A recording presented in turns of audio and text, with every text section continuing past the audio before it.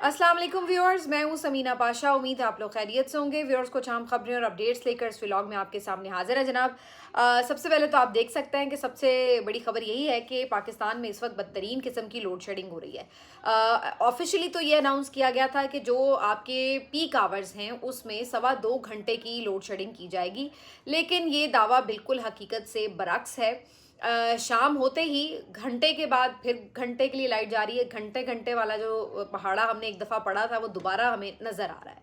तो ये सूरत हाल है। उसके अलावा भी रात में कभी 15 मिनट कभी आधा घंटा बीच में बिला वजह लाइट जारी होती है, और ये तमाम लाइट जितनी इस वक्त जारी है ये बिल्कुल आउट ऑफ शेड्यूल है। इसके बारे में कोई अनाउंसमेंट जो है वो नहीं दी गई। तो अब मेरा प्रॉब्लम ये था कि अगर मैं एक घंटा वेस्ट पूरा करूं, इंतज़ार करूं कि लाइट आ जाए फिर रिकॉर्डिंग करूं, तो फिर अपलोडिंग के लिए मुश्किल हो जाती है, क्योंकि अगले घंटे में जब लाइट चली जाती है तो फिर इंटरनेट काम करना बंद कर देता है। तो इसलिए अब मेरी मजबूरी है कि मैं इसी लाइट के अंदर जो है ये व्लॉग रिकॉर्ड करी हूँ। तो आप लोग मुझे देख के डर मत जाइएगा, फ़िलहाल बस गुजारा कर लें इसी लाइट के अंदर। अच्छा जी, खबरें कुछ और क्या हैं जी। खबरें और कुछ यूं हैं कि इमरान खान साहब से उनकी फैमिली की मुलाकात एक दफ़ा फिर नहीं हुई, और दूसरी तरफ आज यूं भी महसूस हुआ कि अलीमा खान साहिबा बाकायदा पीटीआई लीडरशिप के ऊपर गुस्सा भी हैं। सुहेल आफरीदी साहब से भी कुछ मुतमिन नज़र नहीं आ रही, और उनके जो स्टेटमेंट्स हैं वो बड़े खौफनाक थे जो उन्होंने इमरान खान साहब की आंख के हवाले से दिए। उसके ऊपर भी बात करेंगे। वज़ीर दाखिला मोहसिन नकवी साहब का एक स्टेटमेंट बड़ा इस वक्त जो है वो यूँ कह लें आप टॉक ऑफ द टाउन बना हुआ है, क्योंकि वज़ीर दाखिला साहब कहते हैं कि जनाब सब जो इन्वेस्टर्स हैं वो अपने पैसे वापस ले आए पाकिस्तान में। तो 100 अरब डॉलर की क्या कहानी आपको बताएंगे, और इसके साथ साथ बताएंगे आपको कि मुज़ाकरात की मेज़ सजने वाली है। तो क्या डोनाल्ड ट्रंप खुद पाकिस्तान आने वाले हैं, इसके हवाले से भी बड़ी अहम डेवलपमेंट्स हो रही हैं। तो काफ़ी कुछ है इस व्लॉग में। आपसे रिक्वेस्ट है कि चैनल को सब्सक्राइब कर लें अगर अभी तक सब्सक्राइब नहीं किया। तो पहले बात कर लेते हैं जनाब कि क्या हुआ पीटीआई के साथ और पीटीआई के मामलात कैसे चल रहे हैं। तो कहानी बड़ी सादा है जी, और एक दफ़ा फिर इमरान खान साहब से ऐन तवक्को के मुताबिक बहनों की मुलाकात नहीं करवाई गई। अगरचे आज तो वो अडयाला जेल के गेट नंबर 5 तक पहुंचने में कामयाब हो गई, इसके बावजूद उनकी मुलाकात नहीं करवाई गई। अलीमा खान साहिबा काफ़ी बरहम थी। पार्टी की सरगर्मियों के हवाले से भी उनका ये कहना था कि पार्टी को आना चाहिए अडयाला, सुहेल आफरीदी को भी आना चाहिए, बैठना चाहिए यहाँ पर आके, और कोशिश करनी चाहिए, दबाव डालना चाहिए कि हुकूमत इमरान खान साहब से मुलाकात करवा सके। उन्होंने ये भी कहा कि इनको आखिर जानता कौन है, इन पे तो किसी का एतमाद ही नहीं है। इमरान खान को इन्हें रिहा करना चाहिए। बाहर आप जो हैं वो लोगों को बता रहे हैं, सुलह करवा रहे हैं, लेकिन अपने घर में सूरत हाल क्या है कि कैदियों को बुनियादी हकूक भी नहीं दिए जा रहे। इमरान खान साहब की आंख के हवाले से अलीमा खान साहिबा ने बताया कि सलमान सफदर साहब के तवसुत से ये उन्हें पता चला है कि डॉक्टर ने इमरान खान को खुद बताया है कि उनकी जो 3 इंजेक्शंस के ट्रीटमेंट के बाद बीनाई वापस आई है वो सिर्फ 15% है, यानी 85% जो उनकी विजन है वो अभी ठीक नहीं हुई। और उन्होंने ये तक कहा कि डॉक्टर आरिफ, जो कि खुद हुकूमत के अपॉइंट करदा डॉक्टर थे जिन्होंने चेकअप किया, उनके मुताबिक इमरान खान साहब की ये जो आई लॉस्ट हुआ है विजन का, ये अब इर्रिपेरेबल है, यानी कि बहुत मुश्किल है, तकरीबन नामुमकिन है कि ये दोबारा वापस आ सके। तो ये बहुत बड़ी खबर है जो अलीमा खान साहिबा ने आज दी है कि जितना लॉस हो चुका है वो बड़ा मुश्किल है कि ट्रीटमेंट उसका मज़ीद अगर हो भी तो शायद वो वापस नहीं आ सकता। ये अलीमा खान साहिबा बता रही थी। इसके अलावा जो जलसों के हवाले से मामलात हैं उसके ऊपर भी यही खबरें आ रही हैं कि इमरान खान साहब ने कोई ऐसी हिदायत नहीं की कि आपने पिंडी या इस्लामाबाद में जलसा नहीं करना। ये तमाम चीज़ें जो हैं बकौल यानी पार्टी लीडर्स के जो इमरान खान साहब ने उन्हें कहा था, इसकी भी तरदीद होती हुई नज़र आ रही है, चाहे वो सलमान सफदर साहब का स्टेटमेंट हो या चाहे वो अलीमा खान साहिबा के स्टेटमेंट्स हों।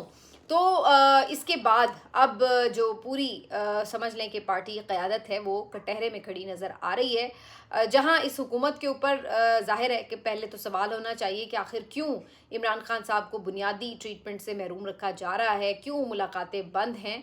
तो वहीं पार्टी से भी लोग सवाल कर रहे हैं कि बजाय इसके कि आप कोई दबाव बढ़ाएं, आप बिल्कुल खामोशी इख्तियार किए हुए हैं। अलीमा खान साहिबा तो लफ्ज़ इस्तेमाल करी थी सहूलतकारी, तो वो ये कह रही थी कि बाकायदा पार्टी लीडरशिप जो है वो इस हुकूमत की सहूलतकारी कर रही है। तो ये उनका इसके ऊपर जो था वो स्टेटमेंट था। उसके अलावा जो जलसा भी हो रहा है, ऑनेस्टली मुझे तो ऐसा लग रहा है कि ये जो मर्दान में जलसा अनाउंस किया है पाकिस्तान तहरीक इंसाफ ने, इसमें बड़ा टफ टाइम होने जा रहा है शायद पीटीआई लीडरशिप के लिए।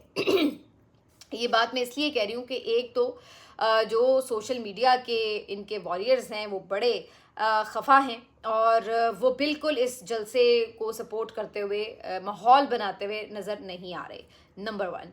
नंबर 2 ये कि आपको याद होगा कि जो आखिरी जलसा अली अमीन गंडापुर साहब ने एज CMKP के अनाउंस किया था और अटेंड किया था, उस जलसे में अली अमीन गंडापुर साहब इतनी मकबूलियत खो चुके थे कि उस जलसे में उनकी तकरीर सुनने के लिए कारकुन तैयार नहीं थे, बल्कि अगर आपको विजुअल्स याद हो तो कुछ लोगों ने जूते तक उठाए हुए थे, ये भी हुआ था। तो ये उनकी कारकर्दगी पर एक अदम एतमाद भी था और उसके साथ साथ कारकर्दगी मीन्स कि जो वो इमरान खान साहब के हवाले से चाह रहे थे कि होने चाहिए थे उनके इक़दामात, उससे वो मुतमईन नज़र नहीं आ रहे थे और वो बार बार डी चौक कहते थे। और जो सुहेल आफरीदी साहब हैं वो भी कहीं जाते हैं तो कारकुन यही डिमांड कर रहे होते हैं कि डी चौक चलें। और सुहेल आफरीदी साहब अभी तक तो मतलब लोगों के दरमियान जाते हैं तो लोग उन्हें प्यार मोहब्बत से पेश आते हैं, लेकिन लगता है कि अब ये टाइम कुछ ज़्यादा उनके पास बचा नहीं है और ऐन मुमकिन है कि मर्दान जलसे में जो सेंटिमेंट इस वक्त कारकुनों के नज़र आ रहे हैं उसके बाद उन्हें भी कोई टफ टाइम देखना पड़ सकता है मर्दान जलसे में।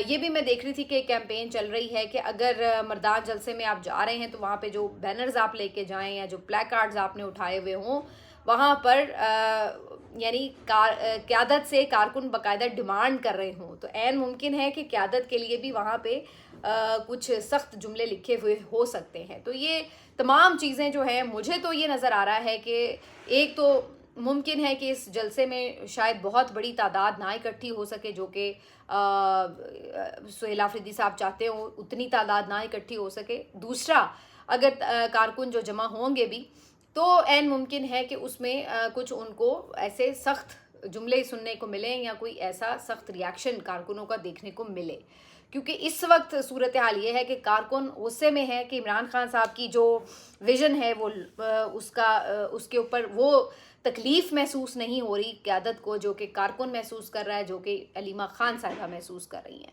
और इस सिलसिले में जो एक प्रेशर बनाना चाहिए या जो कोई लीडरशिप जो है कोई भाग दौड़ करती नज़र आती, तो वो चीज़ उस तरह से दिखाई नहीं दे रही। इस वजह से जो कारकुन है उसका सेंटिमेंट बिल्कुल डिफरेंट नज़र आ रहा है।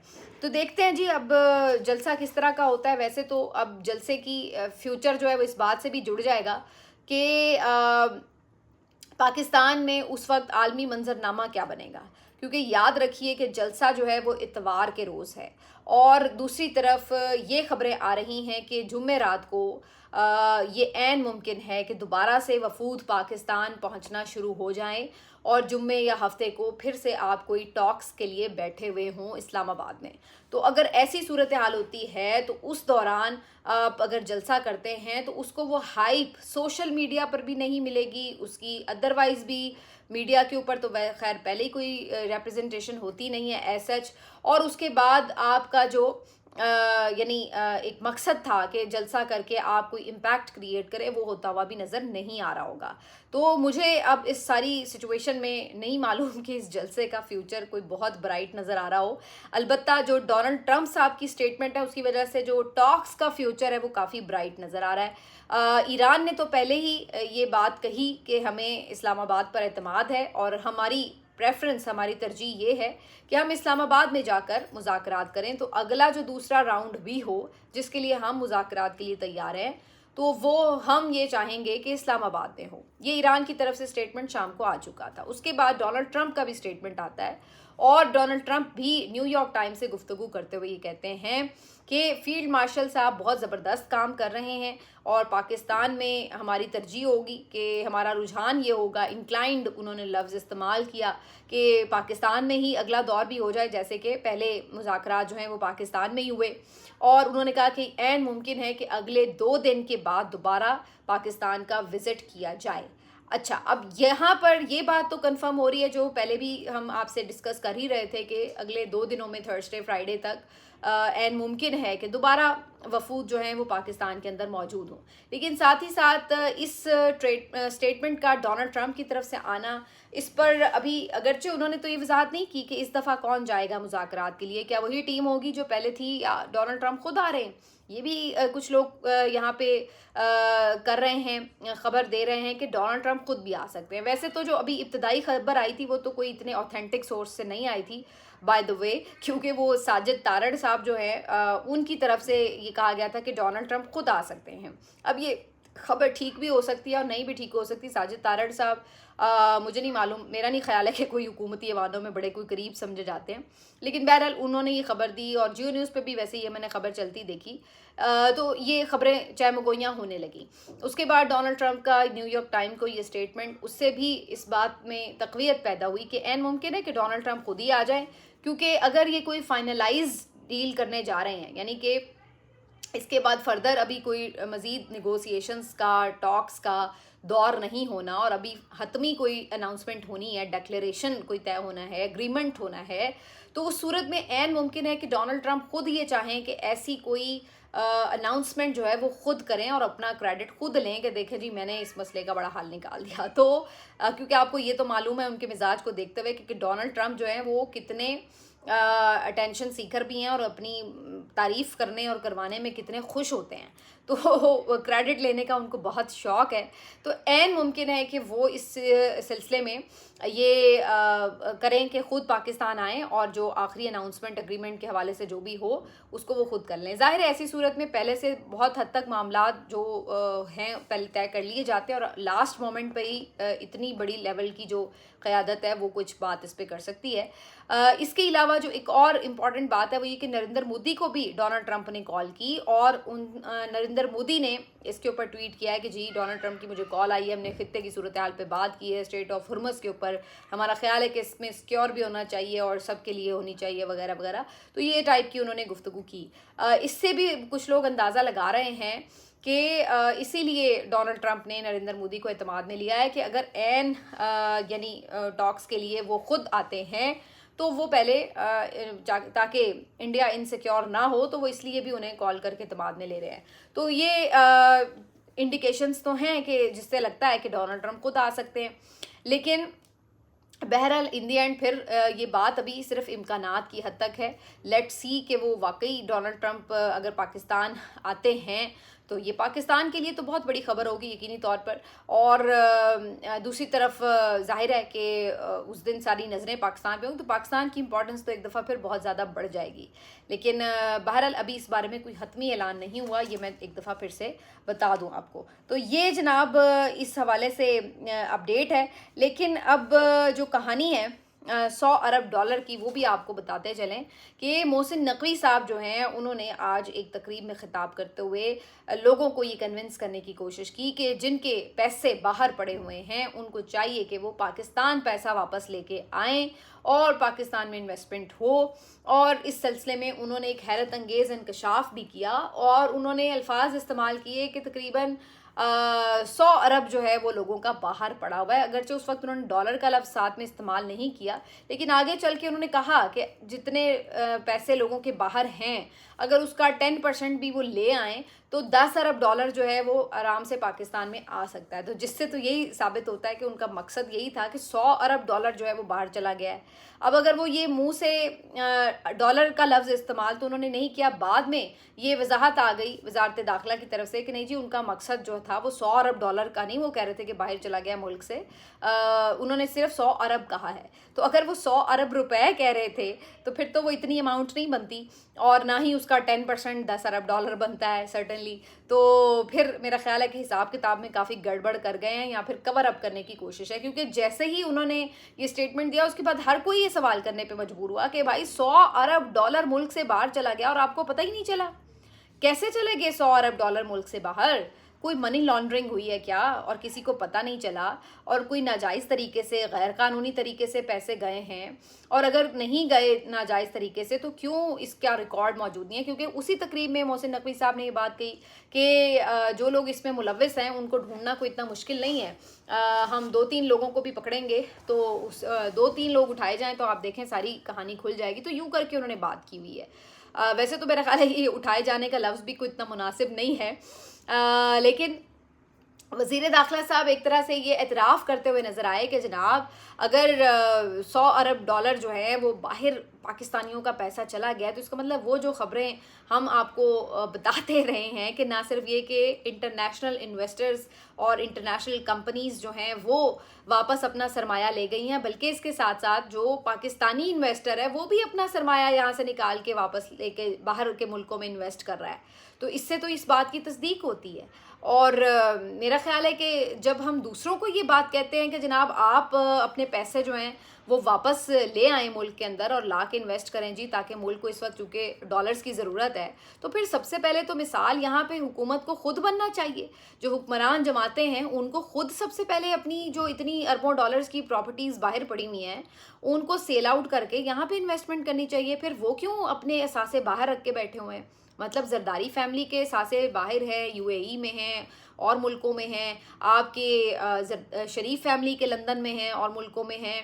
तो ख़ुद अब तो मैंने सुना था कि मोहसिन नकवी साहब की भी फैमिली के सासे जो है वो दुबई वगैरह में हैं। तो अगर इन सब लोगों के सासे मुल्क से बाहर हैं तो आप सबसे पहले तो ख़ुद मिसाल बने ना, आप सबसे पहले खुद अपने असासे लेकर आएँ। और जब आप लेकर आएँ तो आप किसी बिजनेसमैन को ये कहते हुए अच्छे भी लगते हैं कि जनाब आप अपने असासे पाकिस्तान में लेकर आएँ और यहाँ पे इन्वेस्ट करें आके, तो फिर तो लोगों का भी एतमाद बने कि देखें जी पाकिस्तान की हुकूमत बड़ी स्टेबल है, कहीं नहीं जा रही और यहाँ पे इन्वेस्टमेंट करना बड़ा सेफ़ है, लिहाजा हम यहाँ पे इन्वेस्टमेंट करते हैं। लेकिन यहाँ तो लोग क्या देखते हैं, यहाँ लोग ये देखते हैं कि सियासी मामलात के पीछे लोगों की जो प्रॉपर्टीज़ हैं उनको किस तरीके से ज़ब्त किया जाता है, उनके बिज़नेस ख़राब किए जाते हैं, जो आपकी एक अनसर्टेनिटी रहती है मार्केट में, इंस्टेबिलिटी रहती है, उसकी वजह से इन्वेस्टमेंट वैसे ही आपकी डूब जाती है। तो ये तमाम चीज़ें जो हैं वो लोगों के सरमायाकार का जो एतमाद है उसको झटका देती हैं, तो लोग नहीं लेके आते पैसे। कई मिसालें हैं, आप देख लें, ये जितने जो आपके इंटरनेशनल कंपनीज़ हैं वो क्यों चली गई हैं, इंस्टेबिलिटी की वजह से नहीं वो उन्हें माहौल नज़र आता। और जो आपके बड़े बड़े इन्वेस्टर, सबसे बड़ी मिसाल तो बैरियर टाउन है। आप देखें मलिक रियाज साहब को जिस तरीके से यहाँ पे टाइटन किया गया, भले उनके, मैं ये नहीं कह रही कि उनका सारा कुछ बड़ा जायज़ होगा ये वो, लेकिन बहरहाल वो एक बड़े इन्वेस्टर थे और यहाँ से वो अल्टीमेटली निकाल के पैसा दुबई शुबई ले गए और वहाँ पे उन्होंने इन्वेस्ट किया। तो कहने का मकसद ये कि वो सिर्फ अकेले तो नहीं, ऐसे कई बड़े इन्वेस्टर होंगे। तो जब पॉलिटिकल मामलात के ऊपर इस हद तक दुश्मनियाँ बढ़ जाती हैं कि चीज़ें आप लोगों के कारोबार को तहफ़्फ़ुज़ नहीं दे पाते, तो फिर इन्वेस्टर का एतमाद तो ज़ाहिरी सी बात है वो लरस जाता है और फिर उसके नताइज हमें इसी तरह नज़र आते हैं। मिलते हैं आपसे अगले व्लॉग में, अपना ख्याल रखिए, अल्लाह हाफ़िज़।